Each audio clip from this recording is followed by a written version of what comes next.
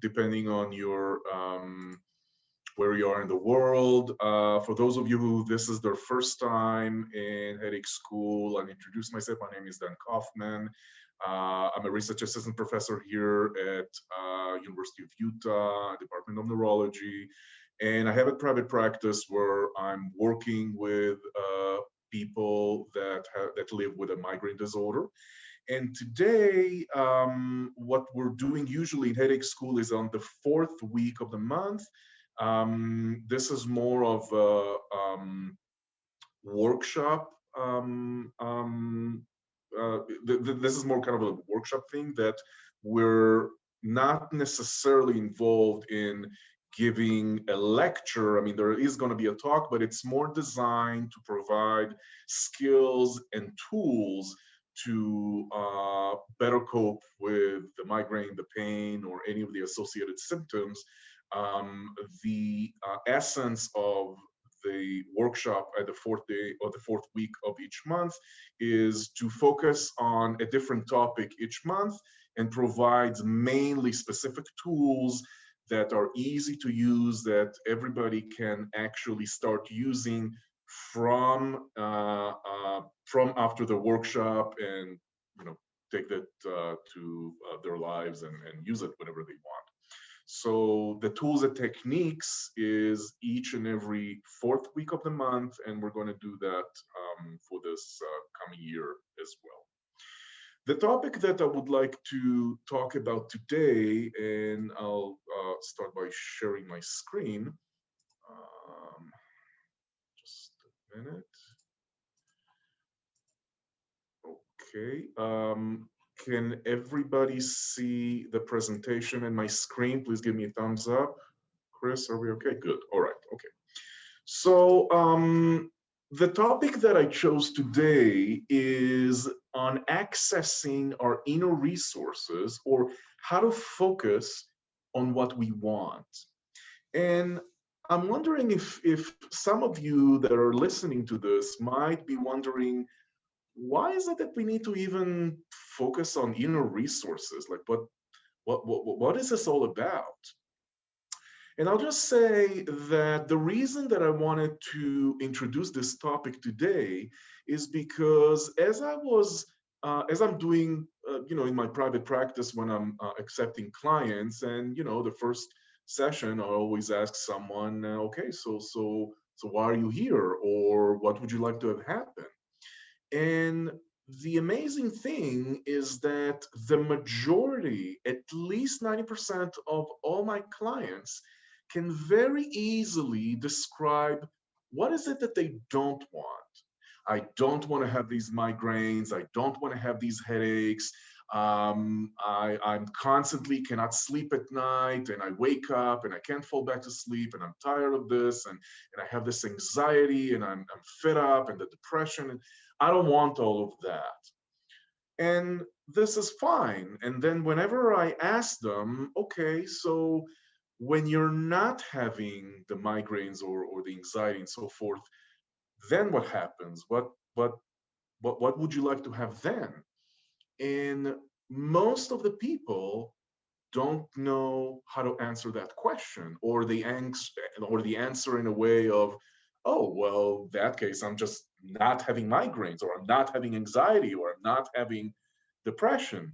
So the response is always on the negative, and this makes sense because most of us have what is very well known as a negative bias, meaning that we're all are able to dwell more on the negatives or the things that we don't want versus the positive. And that's been shown, that's been widely known. So for example, we can very easily remember and dwell on the negative things that happen to us versus the positive things that happen to us. We can react more strongly to insults or things like that versus then when someone gives us a praise. Um, we can dwell on the things that actually didn't happen that we want to happen versus all those that actually did happen. And I'll give you a personal example that I gave a presentation several years ago, and until this day, I still remember, out of all the people in the room, I still remember that one person that fell asleep during my talk. It doesn't matter that all the rest were maybe listening and so forth, but this one person that fell asleep, I still remember him. So this is natural that, you know, it's easier for us to maybe focus on what we don't want. However, with that in mind, and if I'm kind of introducing an analogy or a metaphor, let's say we want to go somewhere and we're entering a taxi. And so a taxi driver is going to ask us, well, hi, so where would you like to go? And we're going to say, well, I don't want to go to the airport. I don't want to go to the supermarket. And I definitely do not want to go to the mall. So it might sound silly, but in that case, there's all these other options of all the places that we can go. But of course, we know what is it that we don't want or where we don't want to go. And that's the same with what we're doing in our heads. But the thing is that when we are focused on all those things that we don't want to have happen, we're less focused on all those things that we actually do want to have. And so when we are able, or when we actively going to be focused on all those things that we do want to have, it could help us access all of those necessary resources to achieve that. And this is the topic of what I want to do today. But for us to shift our perspective to all the things that we actually do want, we need to first start being aware of those strategies that we're doing in our heads and what is happening in each and every case. And so I want to introduce the concept of the direction strategy. And what I mean by that, I mean that all of us are choosing a specific direction strategy that determines our motivation. We can choose a strategy of away from, or moving away from something, which when we're directed to either prevent or withdraw an unpleasant experience, this is one strategy. Another one is we can have a towards strategy, meaning that we're focused on moving towards something we do want or a desired outcome. And I'll give you an example for that. Let's just say, just as an example, that I want to clean my kitchen. I'm telling myself I really, really want to clean this kitchen. What would be more motivating me to clean the kitchen? Is it looking at the current kitchen and seeing the complete mess and dirt? And I'm just thinking, oh my God, if I'm going to stay in this kitchen for one more second, I'm going to throw up. I need to do something about it. This might be an away from strategy when I'm going to clean my kitchen because I cannot even bear to stand the kitchen in its current state. Another option is to think about, oh, you know, when the kitchen is so spotless and clean and everything is its place, it just feels so good to just be in it. So one is this strategy, the last strategy is more of a towards. I'm thinking about how good it feels when the kitchen is completely clean and spotless and how good I'm going to feel versus how crappy I might feel if I'm going to be in the kitchen another moment. So this is like two options. Let's give another example. Let's just say, just as an example, that I'm a smoker and I'm telling myself, you know, I really, really need to stop smoking. I really need to do that right now. What might be my motivation? Is it to think about all the health problems and the issues and how bad my lungs are going to be, and maybe diseases, or how tough it is for me to breathe when I'm going up the stairs. Or that I can think about it and say, I mean, it's going to be so wonderful if I can like run freely, and I'm going to feel really, really good, and I'm going to be much more energized without these cigarettes, and I'm not going to, and I'm just going to feel good, and I'm going to be vibrant. So one was an away from, and the other one was a towards. Now I want to emphasize we all do both strategies. However, and in my experience, we might want to look at which strategy is motivating us more.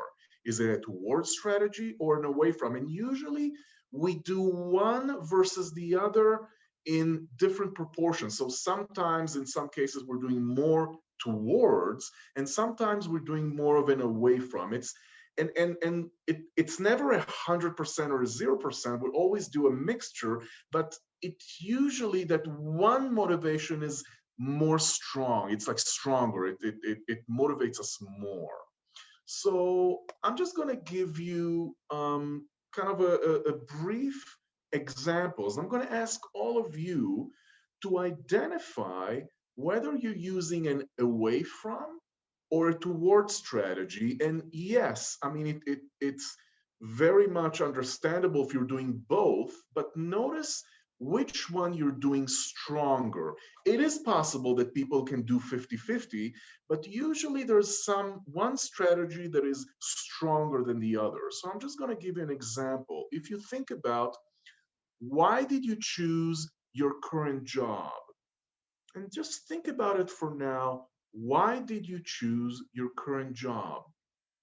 Is it because, God forbid, you were fired and all of a sudden you didn't know how you're going to pay the rent or you pay the mortgage and you're afraid of being on the street, or someone told you, hey, you don't want to be a bum, find a different job, and that's what motivates you to find a job? Or is it that you find a job that it looked so interesting, and you felt that it would be a good fit, and all the nice people, and what the contribution that you're going to make? Which one played a more significant role? Let's give another example. Ask yourself, what is important to you about your health? Now, I know that a lot of people are going to say, well, it's being healthy, it's being vibrant, for example, or some of the above. But all of those are value criteria, which is wonderful. But notice when you list those criteria of what is important to you about your health, or what is important for you about your relationship, notice when you list the criteria, let's say in relationship, love or connection or so forth and so on. Notice whether each criteria, are you moving away from or you moving towards? Meaning, let's say in a relationship, what's important to me is love. Is it the feeling good of being loved and loving someone, or is it the fear of not being loved? When I value connection in a relationship, is what motivates me to feel this incredible feeling when I'm connected to someone, or is it the fear of not having connection in my life? And these are subtle distinctions, but I'm just outlining all of this so that all of us can gain a little more awareness of which strategy might be more prominent in any of the things that we do in our lives, because this can be applied to many of the things that we do. And again, I want to emphasize, we always have, well, maybe not always, but most of the time, we have a mixture of strategies, but usually they're going to be in different proportions. So, for example, with health, I know that I am so dreading being sick because, being sick is just so frightening to me. Then this is why, for example, I'm going to the gym, or eating healthy, for just as an example. So I'm opening you up to this idea that we're using two strategies of moving away from something and moving towards something that we want. Now, as I started this talk, in talking about when I'm asking people, okay, so what do you want? And we're always saying, oh, I don't want this, and I don't want that, and I don't want anxiety and migraine, and so forth and so on. It's opening us to the idea that that's okay. There's nothing wrong with having an away from. However, it gives us the option of when we're not having all those things that we don't want, how do we move to all those things that we actually do want in life? And so what we're going to do now is actually understand how can we design or better cultivate the towards strategy. And so when we want to formulate what are those things that we actually do want in life, there's actually a specific model that we can use in order to formulate and achieve what is it that we want. The first thing is to come up with actual writing or understanding of what is it that we do want. And this brings me to the well-formed outcome model. Because when we want to start attracting or start creating what is it that we do want to experience or see in our lives, there are several things that we need to remember. And the first thing is that in each and every time that we want to have an outcome, the outcome needs to be stated in a positive sense. It needs to be stated positively. And that brings me to the fact that our minds does not directly process a negative. So for example, if I asked all of you, okay, I want all of you now to not think of a white elephant. Whatever you do, don't think of a white elephant. Don't think of a white elephant. Don't think of its white legs. Don't think of its white trunk. Do not think of a white elephant. If I were to ask you, when I say don't think of a white elephant, what's the first thing that came to your mind? It's most likely that you thought of a white elephant because our minds are not designed to process in the negative.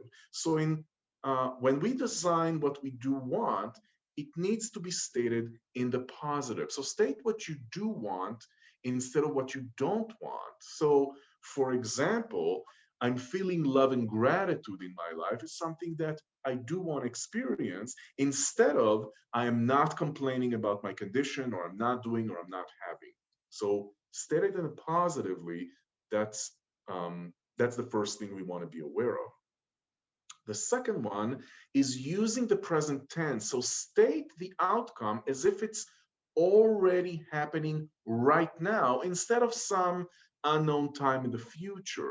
So what we want to do is that we want to really focus on what is it that we feel, we experience, or what is happening right now. For example, I'm experiencing relaxation and acceptance throughout the day versus at some point I will feel relaxed or comfortable, someday kind of thing. So when we focus on what we do want, we want to have an outcome that is actually achievable, that we can actually touch in the present moment. Another important thing is that our outcomes, it is recommended that they would be written or addressed in a sensory-based language. So be specific in what exactly do you see, what do you feel, what do you hear, and also how specifically will you behave. I know that some people, when I ask them, okay, so what do you do want? It's like, well, I want to feel good. Okay, well, this is kind of amorphous. So I always ask him, and it might be silly, and some people kind of, when I ask them, okay, so how do you know that you feel good? They're like, well, that's a silly question. I know I feel good, but when I ask the specifics, what do you really see? What do you feel? What do you hear? How specifically do you behave when you feel good? Do you sing a tune? Do you smile? Do you see more people around? Do you, I don't know, make more phone calls? It could be anything. So we want to have something that we can measure, and it's sensory based. We can actually identify what is it that is happening inside us. What are we actually doing when we achieve the outcome? And so when it's also measurable, something that we can actually look at and measure, we can have a better understanding. Did we achieve our outcome or we didn't? So that's number three. And the fourth one, which is important, is that everything that we design in a well-formed outcome is self-initiated and self-controlled.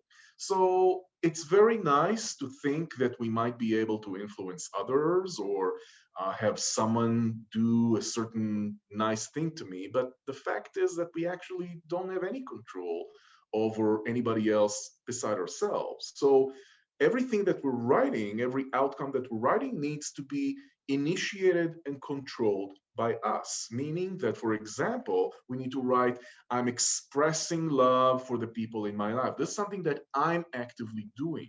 Instead of writing something like so and so are going to tell me that they love me, or so and so bringing me gifts or calling me or so forth, because we don't have control over that.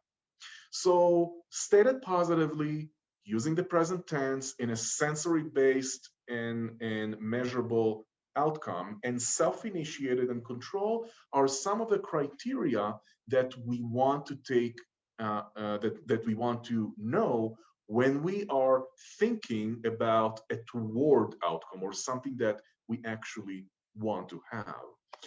And so just to give you some examples of some well-formed outcomes, and we're going to practice that in a minute, is, for example, one of the things that I want to achieve is writing something like, I'm waking up in the morning and I'm feeling refreshed and energetic. I start my day very hopeful and I'm curious to what the day may bring. And if I experience any troubling sensations, I know that I have the confidence and all the tools and skills to deal with whatever happens. I'm feeling love and I express my love to all the people and so forth and so on. This is kind of like an example of something we want to achieve. We can either write it in kind of like a little story or like a paragraph, or we can just put bullet point as an example too, which is pretty similar. It just kind of bullet points like, I'm feeling relaxed and safe throughout the day, I experience joy and so forth and so on. So these are examples of some well-formed outcomes that we can write, and we actually are going to use the well-formed outcome in a minute because we want to, because we're actually going to be using them for a different exercise. So what we're going to do right now, since this is a workshop and not just a lecture, I'm inviting everybody, and I want to emphasize, you don't need to share anything. I just want to give you an example of how to work with a well-formed outcome. I'm inviting you all to write a short paragraph. It could be even 1 or 2 sentences, and design your own well-formed outcome right now. We're going to just take 5 minutes because we're going to use what you've written in the next exercise. So I'm going to stop sharing. And I'm going to ask Chris to just hold off the recording just for now. Just.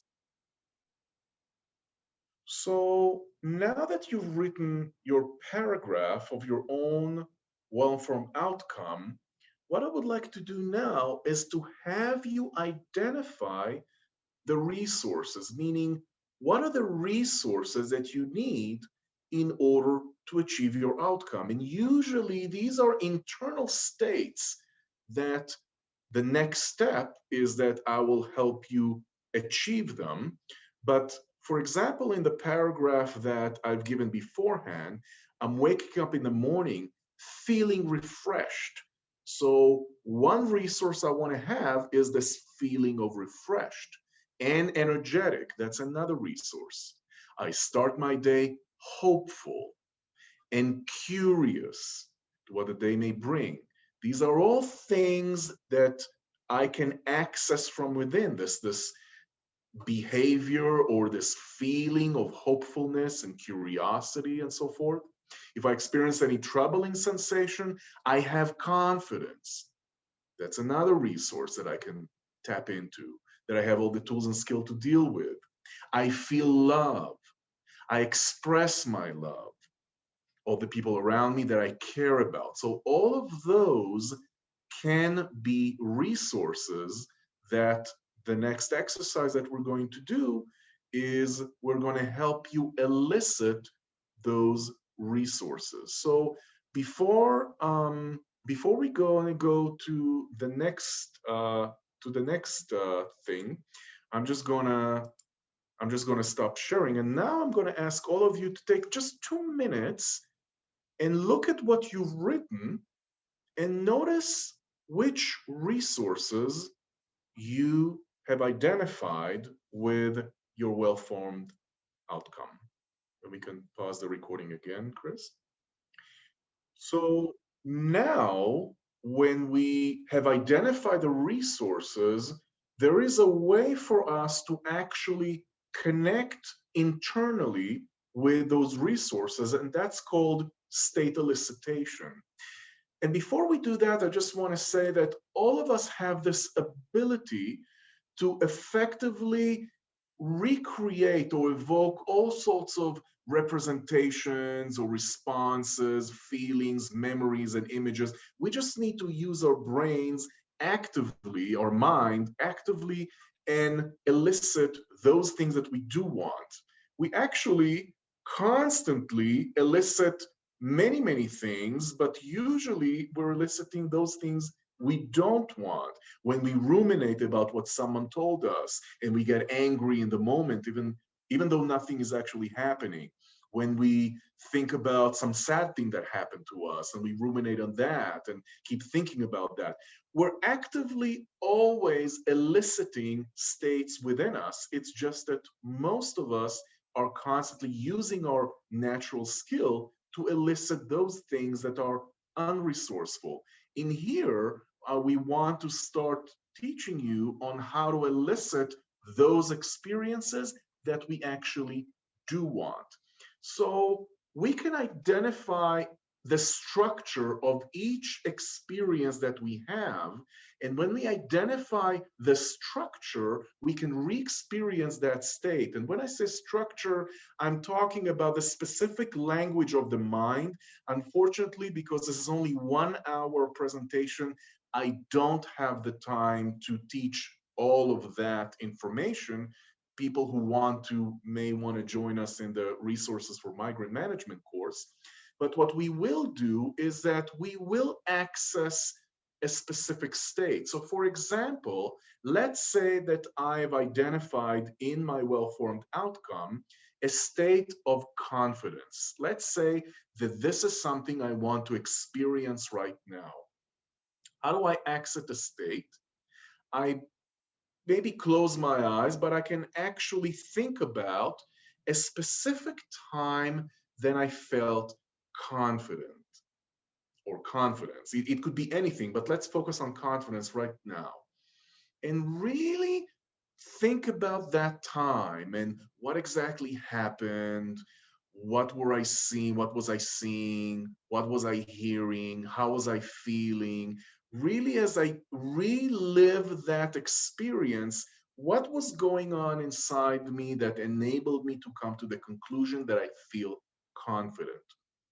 This is one way of accessing a state. Now, let's assume that,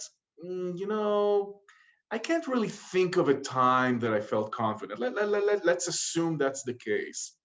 I can also ask myself what it would be like if I was thinking or feeling confident. How would I know that I'm feeling confident? What specifically would I need to be feeling? What specifically would I need to be seeing? How would the world look like when I'm feeling confident? What would I be hearing? So this is more of eliciting if I don't have a specific memory or time in my life, I can actually think about it, what it would be like, and actually ponder and ruminate on the sense of confidence. Let's say the two options, there's no memory and it's really hard for me. I don't know how it feels to feel confident. Another third option is to think of someone who actually is confident and maybe put yourself in their shoes. What it would be like if we could step into that person's shoes and their body and really take on those skills or that state or that feeling of confidence. In my experience, usually one of the three always works to access a specific resource or state that we want. When we access that state, we really, really, as I did before, we want to step into that state. We really want to see what we saw, if it's a memory, hear what we heard, feel what we felt, and we can amplify that state. So let's assume that I want to access a state of confidence, and I'm thinking of a time that I really felt confident, and I was presenting and or giving a presentation. And as I'm thinking about the memory, as I mentioned, there is a language of the mind that we don't have the time to cover in this presentation. However, I can also think of how do I do that in my mind? Do I see what I saw? Do I have a visual in my mind? Like, do I see a big crowd and me standing on the podium? Can I make the color more bright? Or if I'm hearing something or someone telling me, oh, Dan, you're great. Can I maybe hear him louder or so forth and so on? If I'm feeling confident, let's say confidence is like this feeling of like strength in my gut. Can I maybe make that feeling even stronger? So these are all keys to elicit a specific state. And what we're going to do now is I'm actually going to guide you through uh, a way of eliciting a state. So I'm going to I'm going to stop my sharing, and I'm going to ask Chris to stop the recording.